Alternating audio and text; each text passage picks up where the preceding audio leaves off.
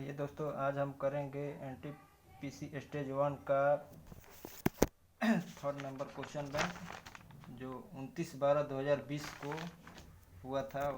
उसका first shift का question है। तो आपका पहला क्वेश्चन है, निम्न में से किस रक्त समूह वाले लोगों को सार्वभौमिक प्राप्तकर्ता माना जाता है? तो ये आपका हो जाएगा सर्वाधिक प्राप्तकर्ता, मतलब जो ले सकता है सभी से। तो ये आपका हो जाएगा ए बी हो जाएगा। ए बी जो हो सभी से लेता है, किसी का भी रक्त ले सकता है। और वो जो है सर्वदाता है, जो किसी को भी रक्त दे सकता है। और रक्त समूह के बारे में सर्वप्रथम किसने बताया था? तो कार्ल स्टीनर ने बताया था। दूसरा क्वेश्चन, रॉबर्ट हुक ने किसकी खोज की थी? तो आपको कोशिका की खोज की थी। इसके फैक्ट देख लेंगे। स्लीडन और स्वान ने सर्वप्रथम कोशिका सिद्धांत प्रतिपादित किया था। और पुरकिंजे ने कोशिका के घटकों को प्रोटोप्लाज्म नाम दिया था। और लाइसोसोम की खोज किसने किया था? तो डी दुबे ने 1955 में। और लाइसोसोम की आत्महत्या की थैली भी कहा जाता है। और पूछेगा कि माइटोकॉन्ड्रिया को ऊर्जा गृह कहा जाता है शरीर का। नेक्स्ट क्वेश्चन, थुम्बा की उपस्थिति के कारण रॉकेट लॉन्च के लिए आदर्श स्थल के रूप में चुना गया। क्यों? तो वहाँ इक्वेटोरियल इलेक्ट्रोजेट्स के कारण। इसका फैक्ट देख लेंगे। Thumba equatorial rocket launching station की स्थापना 1962 में किया गया। इसरो की स्थापना कब किया गया था? तो 15 अगस्त 1969 को। इसरो का मुख्यालय कहाँ है? तो बेंगलुरु में। और इसके निदेशक वर्तमान में कौन है? तो वर्तमान में एस सोमनाथ है।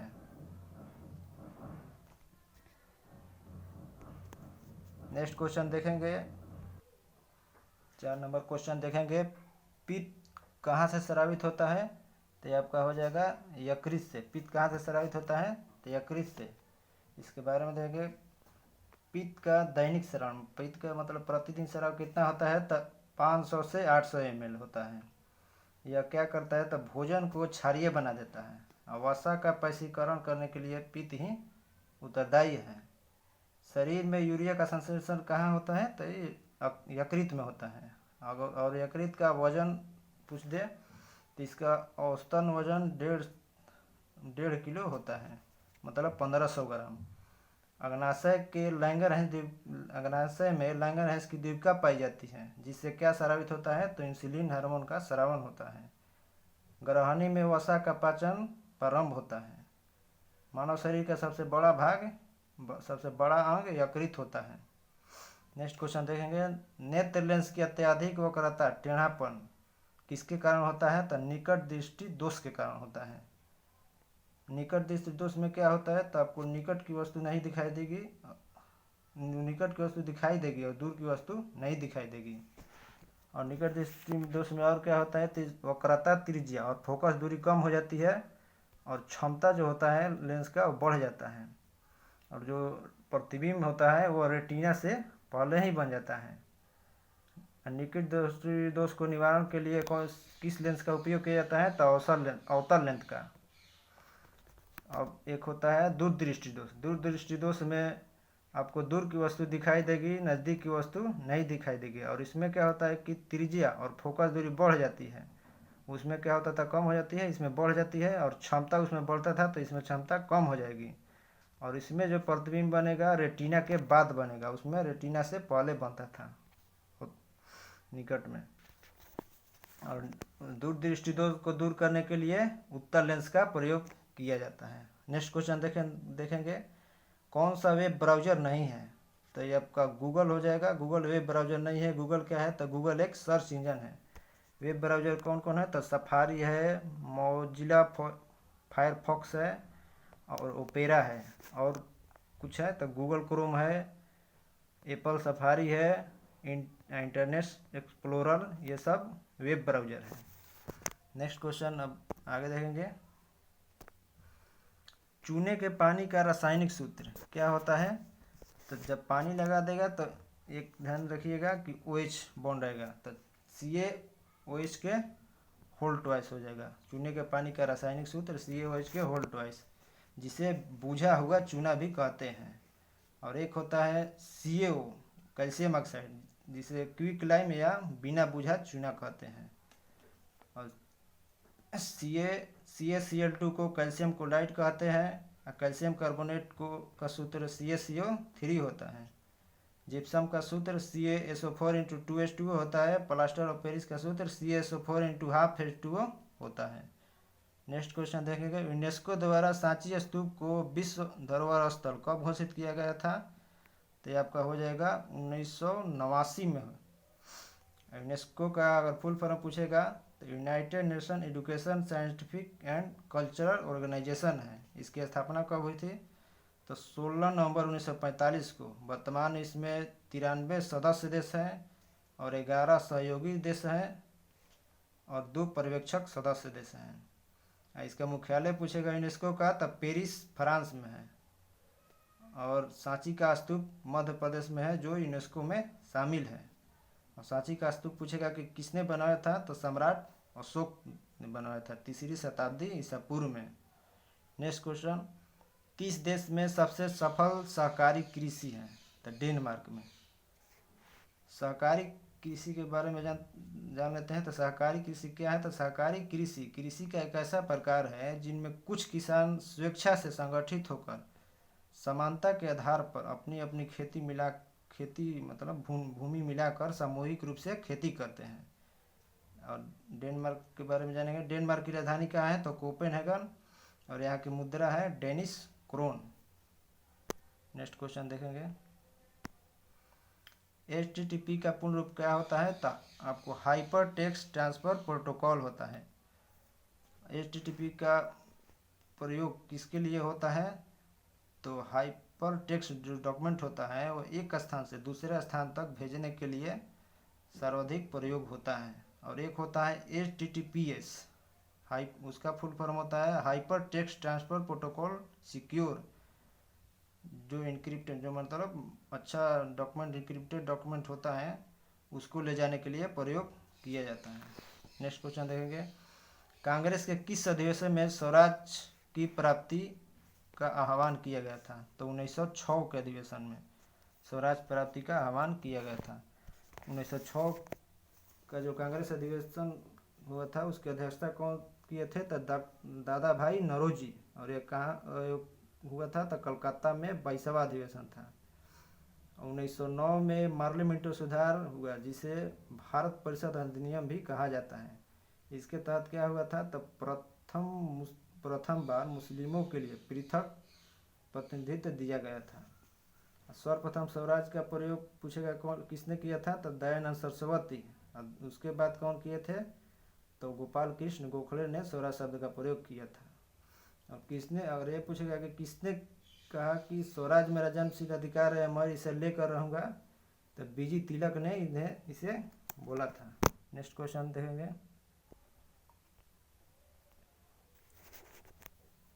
पुरातात्विक खुदाई के बारे में अर्नेस्ट मैक के द्वारा लिखित पुस्तक का नाम क्या है? तो आपका हो जाएगा further excavations at Mohenjodaro. Mohenjodaro Pakistan के सिंध प्रांत में स्थित है, जिसका अर्थ सिंधी भाषा में मुर्दों का टीला होता है। मोहनजोदाड़ो के खोजकर्ता कौन है? तो 1921 में राखल दास बनर्जी थे। नेक्स्ट क्वेश्चन देखेंगे, जापान के सम्राट आकिहितो द्वारा राजगद्दी के त्याग के साथ शुरू हुए नए साम्राज्यिक युग को किस रूप में जाना जाता है? तो ये रीवा के नाम से जाना जाता है। इससे पहले जापान में कौन सा युग था? तो हिसोई युग था। हिसोई युग का मतलब शांति प्राप्त करना था। और ये जो रीवा है इस युग का मतलब ऑर्डर और हार्मोनी है। वर्तमान में अगर पूछेगा जापान के सम्राट कौन है? तो आकिहितो के पुत्र नारुहितो हैं।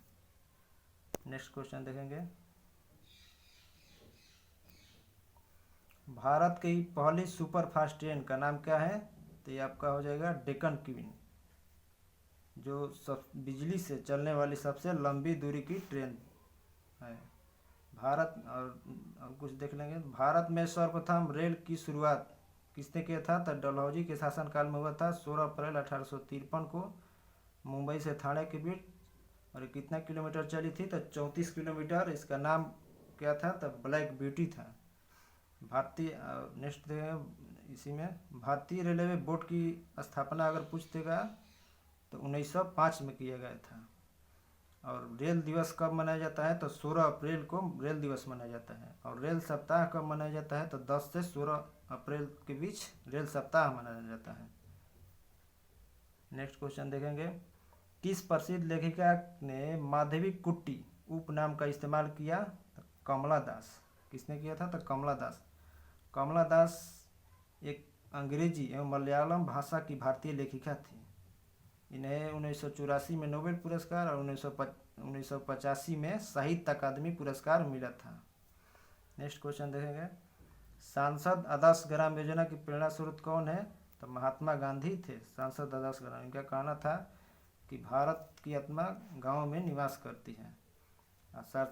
सांसद आदर्श ग्राम योजना की शुरुआत कब हुई थी? तो 11 अक्टूबर 2014 को।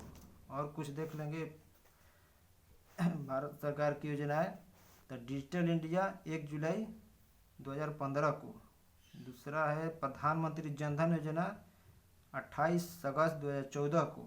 स्वच्छ भारत अभियान 2 अक्टूबर 2014 को शुरू हुआ। मेक इन इंडिया कार्यक्रम 25 सितंबर 2014 को। अटल पेंशन योजना 9 मई 2015 को। बेटी बचाओ बेटी पढ़ाओ 22 जनवरी 2015 को पानीपत हरियाणा से हुआ था। और सुकन्या समृद्धि योजना 22 जनवरी 2015 से। और एक देख लेंगे हृदय योजना, यह 21 जनवरी 2015 से।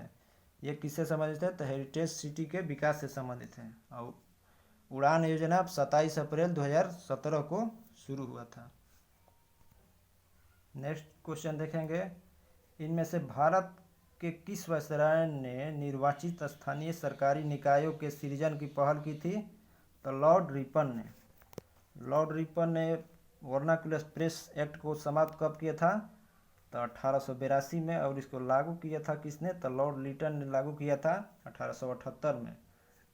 सिविल सेवा की आयु जो है 19 वर्ष से बढ़ाकर 21 वर्ष किसने किया था? तो लॉर्ड रिपन ने किया था। लॉर्ड रिपन के समय ही सर्वप्रथम 1881 में नियमित जनगणना की शुरुआत हुई थी। और सर्वप्रथम जनगणना की शुरुआत 1872 में मेयो के काल में हुई थी। अगर इसमें पूछेगा कि स्थानीय स्वशासन की शुरुआत किसने किया था? तो लॉर्ड रिपन ने किया था। इसलिए इनको भारत का उद्धारक की संज्ञा किसने दी थी? तो फ्लोरेंस नाइटिंगेल ने दिया था। फ्लोरेंस नाइटिंगेल ने दिया था। नेक्स्ट देखेंगे, लॉर्ड बेवेल के समय कैबिनेट मिशन मार्च 1946 में ही आया था। अगला और रीडिंग के समय होने वाली लॉर्ड रीडिंग के समय होने वाली प्रमुख घटनाएं देख लेंगे। तो 1921 में क्या हुआ था? तो मोपला विद्रोह जो केरल में हुआ था। और 5 फरवरी 1922 को चौरा चौरी घटना हुआ था। स्वराज पार्टी की स्थापना 1923 में हुआ था। नेक्स्ट क्वेश्चन देखेंगे, रूर क्षेत्र का सबसे महत्वपूर्ण औद्योगिक क्षेत्र कहाँ का है? रूर क्षेत्र। तो ये आपको जर्मनी में रूर क्षेत्र है।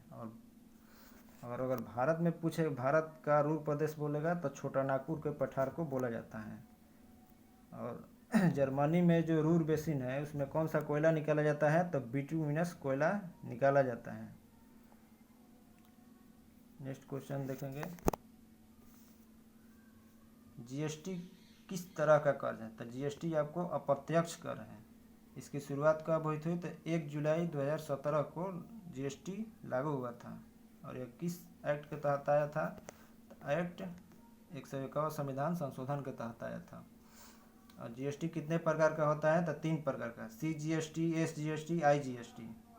सीजीएसटी केंद्र सरकार द्वारा लिया जाता है और एसजीएसटी राज्य सरकार द्वारा, और आईजीएसटी केंद्र सरकार द्वारा अंतर्राष्ट्रीय बिक्री के लिए लिया जाता है। और कर जो होता है 2 प्रकार का होता है, प्रत्यक्ष कर और अप्रत्यक्ष कर। प्रत्यक्ष कर वह होता है जो भुगतान करने वाला व्यक्ति ही कर का अंतिम भार वहन होता है। मतलब जो भुगतान करेगा वहीं उसके बाद अब उसको कोई भुगतान नहीं करेगा। जैसे में होता है प्रत्यक्ष में आय कर, निगम कर, संपत्ति कर, उपहार कर। और अप्रत्यक्ष कर वह होता है जो व्यक्ति भुगतान करता है वो वास्तविक वह भुगतान नहीं करता है बल्कि दूसरा कोई भुगतान करता है। सीमा शुल्क, इसमें आता है सीमा शुल्क, सेवा कर, केंद्रीय उत्पाद शुल्क, बिक्री कर, मनोरंजन कर आता है। नेक्स्ट क्वेश्चन देखेंगे,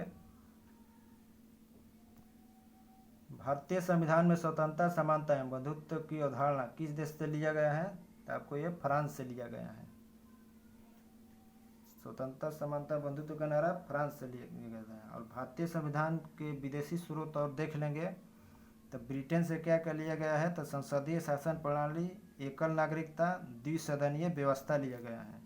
अमेरिका से पूछ देगा क्या लिया गया है? तो मूल अधिकार, उपराष्ट्रपति का पद, राष्ट्रपति का पद, उच्चतम न्यायालय एवं उच्च न्यायालय के न्यायाधीश को हटाने की वरीयता और राष्ट्रपति पर महाभियोग, ये अमेरिका से लिया गया है। और आयरलैंड से पूछ देगा तो राज्य के नीति सिद्धांत और राज्यसभा के लिए सदस्यों का नामांकन आयरलैंड से। और कनाडा से पूछेगा तो संघीय व्यवस्था लिया गया है। ऑस्ट्रेलिया से पूछेगा तो जर्मनी, और ऑस्ट्रेलिया से पूछेगा तो समवर्ती सूची और संसद के दोनों सदनों की संयुक्त अधिवेशन जो होता है उसकी बैठक, ये ऑस्ट्रेलिया से लिया गया है। और जर्मनी के वाइमर संविधान से पूछेगा तो आपातकाल का अधिकार कहाँ से लिया गया है? तो जर्मनी से। और एक है दक्षिण अफ्रीका से, अगर पूछेगा कि क्या लिया गया है तो संविधान संशोधन और राज्यसभा के सदस्यों का निर्वाचन लिया गया है आपको दक्षिण अफ्रीका से। नेक्स्ट क्वेश्चन देखेंगे, 1857 के विद्रोह के दौरान भारत में ब्रिटिश महिलाओं को समर्पित एक पेंटिंग इन मेमोरियल किसने बनाई थी? तो जोसेफ नोएल पैटन ने बनाई थी। 1857 के तत्कालिक कारण क्या था? तो चर्बी वाला कारतूस था। और इस 1857 की क्रांति का प्रतीक क्या था? तो कमल और रोटी था। और इसके बारे में कुछ विद्वानों ने मत दिए थे, जिसमें निम्न है, तो सैनिक विद्रोह किसने किया था? तो लॉरेंस और सीले ने। और एक सुनियोजित राष्ट्रीय स्वतंत्रता संग्राम था, यह किसने कहा था? तो बी डी सावरकर ने। और न तो राष्ट्रीय न ही स्वतंत्रता संग्राम था, किसने कहा था? तो आर सी मजूमदार। और एक राष्ट्रीय विद्रोह था, किसने कहा था? तो डिजरायली ने। अंग्रेजों के विरुद्ध हिंदू एवं मुसलमानों का षड्यंत्र, यह किसने कहा था? तो आल्ट्रम एवं टेलर ने कहा था। नेक्स्ट क्वेश्चन देखेंगे, भारत का पहला सुपर कंप्यूटर कौन था? तो पहला कहेगा तो परम 8000 होगा। और ये इसका निर्माण किसने किया था? तो सीडेक पुणे ने। सीडेक का अर्थ होता है centre for development of advance computing होता है। और वर्तमान में अगर पूछेगा कि भारत, और नहीं पहले देख लेंगे, जो ये परम 8000 है इसका निर्माण कब हुआ था? तो 1990 में हुआ था। अब वर्तमान में पूछेगा कि भारत में सबसे सुपर कंप्यूटर कौन है? तो एरावत है, जो विश्व में 75वें स्थान पर है। अब पूरा विश्व में प्रथम स्थान पूछेगा तो जापान का फुकागू है, लेकिन ये भी इससे भी अच्छा शायद अमेरिका ने बनाया है। नेक्स्ट क्वेश्चन देखेंगे, चिश्ती सिलसिला के सबसे महत्वपूर्ण शिक्षकों में से एक शेख मोइनुद्दीन चिश्ती की दरगाह कहाँ है? तो ये आपका हो जाएगा अजमेर में। और भारत में चिश्ती सिलसिला के प्रवर्तक कौन थे? तो मोइनुद्दीन चिश्ती ही थे। सूफी परंपरा में पीर का अर्थ क्या होता है? गुरु। और जो मुरीद होता है उसका अर्थ होता है शिष्य, प्रमुख सिलसिला एवं इसके संस्थापक। चिश्ती सिलसिला के ख्वाजा मोइनुद्दीन चिश्ती थे, सुहरावर्दी के शिहाबुद्दीन सुहरावर्दी, नक्शबंदी सिलसिला के ख्वाजा उबैदुल्लाह थे। नेक्स्ट क्वेश्चन देंगे, भारत का संविधान दिवस किस दिन मनाया जाता है? तो आपको 26 नवंबर को संविधान दिवस मनाया जाता है। यह क्यों मनाया जाता है? क्योंकि 26 नवंबर 1949 को संविधान बनकर तैयार हुआ था। लेकिन यह पूछेगा कि इसकी शुरुआत कब हुई थी? तो 26 नवंबर को 2016 में इसकी मनाने की शुरुआत हुई थी। इससे पहले इसे किस रूप में मनाया जाता था? तो इससे पहले 26 नवंबर को विधि दिवस के रूप में मनाया जाता था। और 26 नवंबर के एक और दिवस है? तो 26 नवंबर को वर्गीज कुरियन की जयंती के अवसर पर राष्ट्रीय दुग्ध दिवस भी मनाया जाता है। और पूछेगा कि बिहार में 26 नवंबर को कौन सा दिवस मनाया जाता है? तो मद्य निषेध दिवस है। पहले गणतंत्र दिवस के मुख्य अतिथि अगर पूछेगा 26 जनवरी 1950 को गणतंत्र दिवस के मुख्य अतिथि कौन थे? तो इंडोनेशिया के राष्ट्रपति सुकर्णो थे। नेक्स्ट क्वेश्चन, भारतीय राष्ट्रीय कांग्रेस का गठन किसने किया था? तो एओ ह्यूम ने किया था। भारतीय राष्ट्रीय कांग्रेस का गठन कब हुआ था? तो 28 दिसंबर 1885 को हुआ था। इसके सदस्य थे एओ ह्यूम, दादा भाई नौरोजी, व्योमेश चंद्र बनर्जी, जिसमें व्योमेश चंद्र बनर्जी को अध्यक्ष चुना गया था। और ये जो सम्मेलन हुआ था कहाँ हुआ था? पहले पुणे में होना था, लेकिन वहाँ प्लेग फैल जाने के कारण इसको बम्बई में शिफ्ट किया गया। तो बम्बई में कहाँ हुआ था? तो गोकुल दास तेजपाल संस्कृत विश्वविद्यालय में हुआ था। और पूछेगा कि महात्मा गांधी कांग्रेस के एकमात्र अधिवेशन के अध्यक्ष था, कब किए थे? तो 1924 में बेलगांव कर्नाटक में किए थे। नेक्स्ट क्वेश्चन देखेंगे, इनमें से कौन सी भारत की सबसे ऊंची चोटी है? तो आपको हो जाएगा कंचनजंगा। कंचनजंगा सबसे ऊंची चोटी हो जाएगा। अगर भारत में कह देगा तो आपका हो जाएगा भारत कंचनजंगा भारत में हो जाएगा, जो 85-98 मीटर है। और यह हिमालय की तीसरी सबसे ऊंची चोटी है। हिमालय की सबसे ऊंची चोटी पूछेगा तो एवरेस्ट है, जिसकी ऊंचाई 8848.86 होता है। और दूसरा हिमालय की सबसे ऊंचा चोटी पूछेगा तो गॉडविन ऑस्टिन है, इसकी ऊंचाई 8611 मीटर है। हिमालय की दूसरी सबसे ऊंची चोटी है और यह सियाचिन में स्थित है। और हिमालय की उत्पत्ति का सिद्धांत पूछेगा तो प्लेट विवर्तनिक है। नेक्स्ट क्वेश्चन, निम्न में कौन सा बाघ संरक्षित है?